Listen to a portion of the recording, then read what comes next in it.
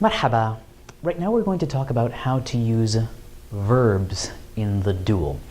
Once again, when we have exactly two of something in a sentence in formal Arabic, we need to make sure that everything, nouns, pronouns, verbs, etc., referring to those two individuals or two objects is grammatically dual. In spoken colloquial Arabics, you're unlikely to see verbs conjugated in the dual, but in a formal written context, it is obligatory. It is considered incorrect not to do it. Mechanically, what happens is pretty simple. It's just a little addition to the templates that you already know. You'll notice that the pronouns for those two and you two in both masculine and feminine are the same. So it's sort of up to us to infer from context which one is being referred to. And there are only a couple of differences. For example, in the third person, the dual past tense conjugations are different, as they are here with a ya instead of a ta for the masculine and the feminine respectively. But the entoma, the you two conjugations, are pretty much the same, in fact, identical for both genders. So don't be fooled necessarily. It might be that you don't have a pronoun or the subject isn't quite clear, in which case you would need to go and check elsewhere in a text before you made any good and certain assumptions about whether it was masculine or feminine. But context, as always, will be your guide. Here are a couple of examples of sentences that are in the singular. All of our nouns and verbs are in the singular, and I want to change them to dual. واحد الطالب ذهب إلى الحفلة. The student went, past tense, to the party. But I want to make it two students.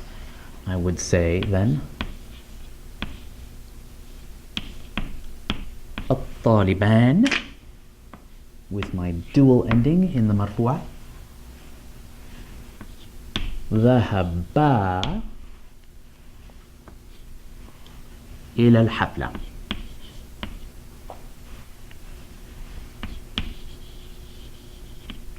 Well, let's suppose they went to two parties then.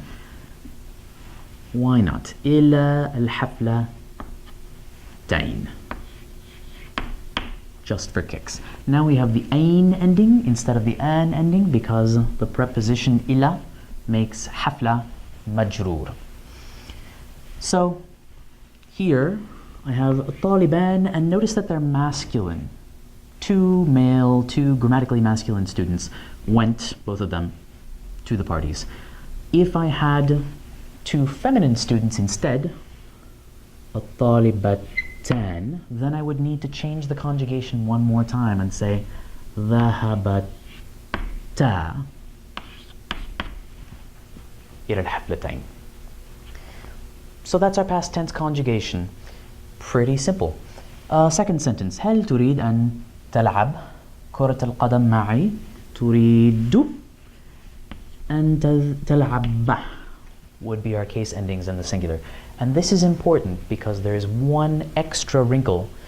We have alternate conjugations in the present tense for marfu'a and mansoob and majzoom after certain particles like an or li or lam. We're going to change things, and you'll notice that that too is very regular. We just drop the noon, just like we do with the other conjugations that have noon as part of their structure, their template in the present tense, like تذهبون. If I wanted to say, do you all want to come with me? هل تريدون أن تذهبوا? I would drop the noon. So I do the same thing here. Let's see how it works. هل تريدان مرفوع, because there's nothing in the sentence making it mansoob or majzoom yet. أن. Now this particle أن makes the verb that follow be mansoob. So I mark that mansoob with an alif. تلعبا كرة القدم معي. And it's as simple as that. One little extra bit of structure that we need to use when we are conjugating verbs in the dual. Once again, verbs are not commonly conjugated in the dual in spoken dialect, spoken colloquial, but in Fusha, in modern standard Arabic, they are necessary if we are referring to exactly two of something. So it's just one more piece of the puzzle of being educated, literate users of Arabic.